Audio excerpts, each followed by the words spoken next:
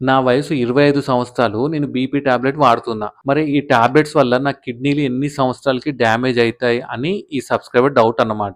అదే కాకుండా చాలా మందికి డౌట్స్ ఉంటాయి. అమ్మో! టాబ్లెట్స్ వాడడం వల్ల కిడ్నీ డ్యామేజ్ అవుతుందేమో అని చెప్పి ఈ వీడియోలో క్లియర్ చేస్తా వినండి. అయితే మీరు వాడే టాబ్లెట్స్ ఏం చేస్తాయి? మీ ఎక్కువున్న బీపీని నార్మల్ లెవెల్స్‌లో మెయింటైన్ చేస్తాయి. అర్థమైంది గదా! మీ ఎక్కువున్న బీపీని కంట్రోల్‌లో పెడతాయన్నమాట. అలా కంట్రోల్‌లో పెట్టడం వల్ల మీ కిడ్నీస్‌ని డ్యామేజ్ అవ్వకుండా ఈ టాబ్లెట్స్ అనేది ప్రొటెక్ట్ చేస్తాయన్నమాట. ఒకవేళ మీరు టాబ్లెట్ వాడలే అనుకోండి, అప్పుడు ఏమవుతుంది? మీ ఎక్కువున్న బీపీ వల్ల ఏమవుతుంది? కిడ్నీల మీద లోడ్ పడి కిడ్నీ అనేది డ్యామేజ్ అవుతుందన్నమాట. అంతేగాని ఈ టాబ్లెట్స్ వల్ల కిడ్నీ డ్యామేజ్ అనేది జరగదు. మీకు అంత డౌట్ ఉంటే మీ ఫ్యామిలీలో ఎవరికైనా బీపీ ఉంటుంది గదా!